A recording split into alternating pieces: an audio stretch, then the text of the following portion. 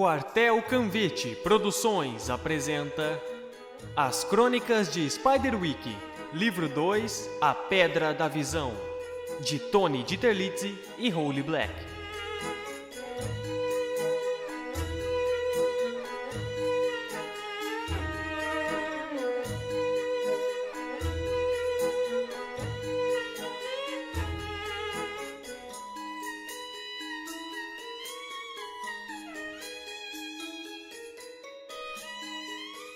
Capítulo 1, em que não é só um gato que desaparece.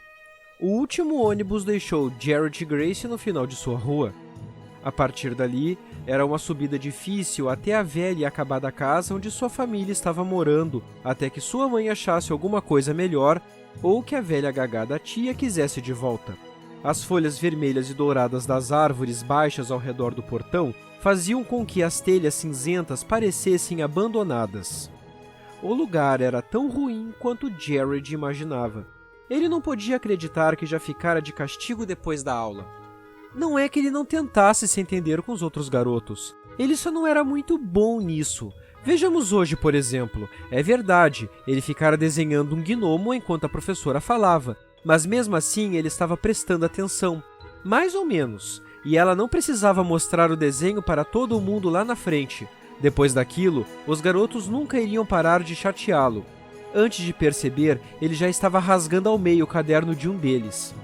Ele esperava que as coisas fossem melhores nessa escola, mas desde o divórcio de seus pais, tudo ia de mal a pior. Jared caminhava pela cozinha. Seu irmão gêmeo, Simon, sentou-se à velha mesa de fazenda com um pire cheio de leite na frente dele. Simon olhou e perguntou: "Você viu a Tibis?" Eu vim direto para casa. Jared foi até a geladeira e tomou um gole de suco de maçã. Estava tão gelado que sua cabeça doeu. "Bem, você viu a Tibis lá fora?" Simon perguntou. "Eu já procurei por ela em todos os lugares." Jared balançou sua cabeça. Ele não queria saber daquela gata tonta. Ela era apenas a mais nova moradora do zoológico do Simon. Mais um animal querendo ser mimado e alimentado, ou pulando no seu colo quando ele estivesse ocupado. Jared não entendia por que ele e Simon eram tão diferentes. Nos filmes, gêmeos idênticos tinham poderes muito legais, como conseguir ler as mentes um do outro só com o olhar. Ele achava que na vida real, o máximo que irmãos gêmeos podiam fazer era usar roupas do mesmo tamanho. A irmã dele, Mallory, desceu a escada abaixo carregando uma enorme sacola. Os cabos das espadas de esgrima apareciam para fora de uma das bordas. Ei, seu louco! A brincadeira acabou te causando um castigo. Mallory ergueu uma sacola do ombro e foi em direção à porta da casa. Pelo menos dessa vez o nariz de ninguém apareceu quebrado. Ma, por favor, não fala nada pra mamãe, tá bom? Implorou Jared. Não importa. Ela vai saber mais cedo ou mais tarde. Mallory deu de ombros e foi em direção ao gramado. Com certeza essa nova equipe de esgrima era bem mais competitiva do que a outra. Mallory praticava em todo o tempo livre. Aquilo já estava beirando a obsessão. Eu vou até a biblioteca do Arthur. Jared disse e começou a subir as escadas. "Mas você tem que me ajudar a achar a Tibis. Eu esperei você voltar pra casa pra você me ajudar." Eu não tenho que fazer nada.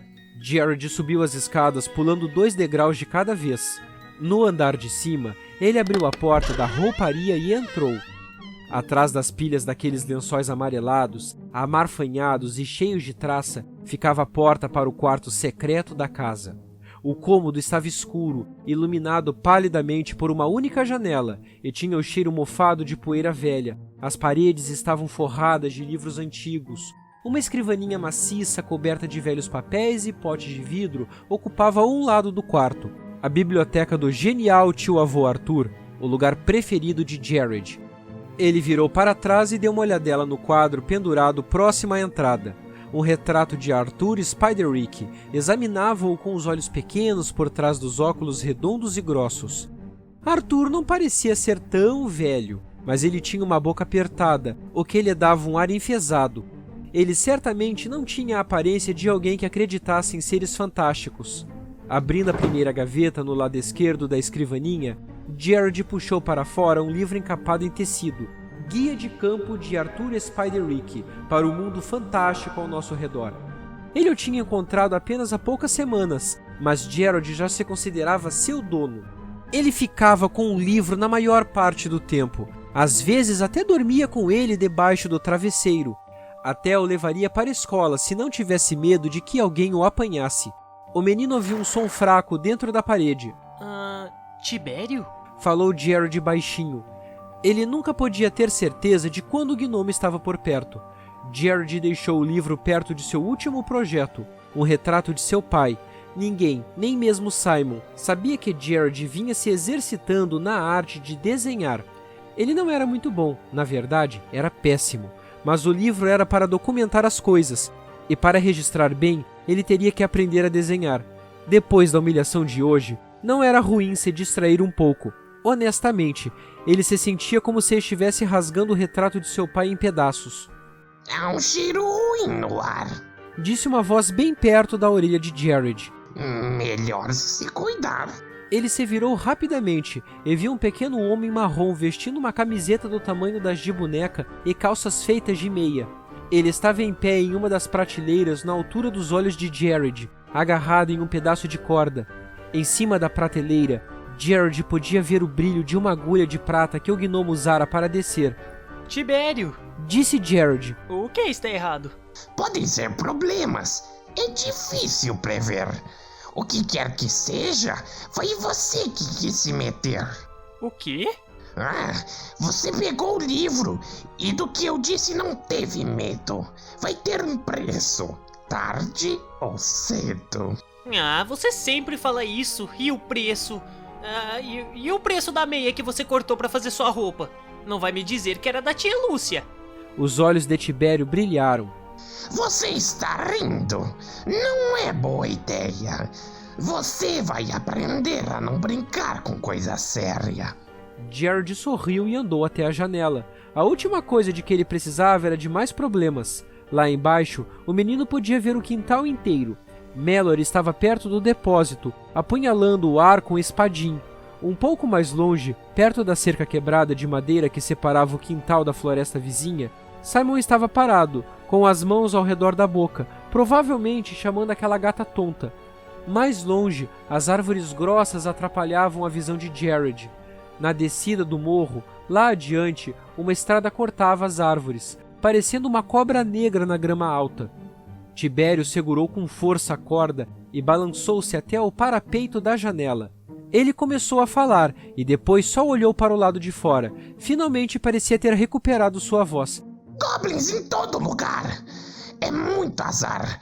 Bem que eu disse, amigo, não se meta com isso. Onde eles estão? A percepção. Não perca. Estão na cerca. Gerald entortou os olhos e olhou na direção que o gnomo estava indicando. Lá estava Simon, em pé, imóvel, olhando para a grama de um jeito estranho. Gerald ficou horrorizado quando seu irmão começou a lutar. Simon girava e golpeava o ar, mas não tinha nada ali. Simon! Gerald tentava forçar a janela a abrir, mas ela estava pregada. Ele bateu no vidro. Então Simon caiu no chão, ainda lutando contra algum inimigo invisível. Um momento depois, desapareceu. Eu não estou vendo nada! Gritou o menino para Tibério. O que está acontecendo? Os olhos negros de Tibério cintilaram. Eu me esqueci. Você não pode enxergar, mas vamos até ali. Isso a gente vai solucionar. Você tá me falando sobre a visão, não é? O gnomo concordou. Mas por que eu posso te ver e não vejo os goblins? Você pode nos ver, só se esse for do nosso querer. Gerald agarrou com força o guia e virou as páginas que já sabia de cor. Anotações, ilustrações em guache e anotações com a letra horrível de seu tio. Aqui, Gerald falou. O pequenino gnomo saltou do parapeito para a escrivaninha. A página em que Gerald passava os dedos mostrava diferentes maneiras de conseguir a visão. Ele olhava rapidamente. Cabelo vermelho. Ser um sétimo filho de um sétimo filho. Água de banho de seres fantásticos? Ele parou no final e olhou para Tibério, mas o pequenino gnomo estava apontando excitadamente para o final da página. A ilustração mostrava-a claramente, uma pedra com um buraco bem no meio, como um anel. Com as lentes da pedra, você pode ver o que não aparece. Com aquilo, Tibério pulou da escrivaninha. Ele se sacudiu no chão em direção à porta para a rouparia. Nós não temos tempo para procurar pedras! Gritou Jared. Mas o que ele podia fazer além de ir atrás do outro?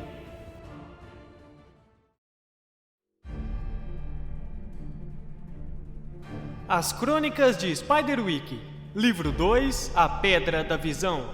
Capítulo 1, em que não é só um gato que desaparece. Conta com as vozes de Lucas Saguista como narrador, Paulo Piazza como Jared Grace, Ian Scofield como Simon Grace, Heloise Portugal como Mallory Grace, Gabriel Tilleman como Tibério. Apresentação: Paulo Piazza. Direção: Lucas Saguista. Edição de áudio e sonoplastia: Paulo Piazza. Essa é uma produção do grupo Quartel Canvete.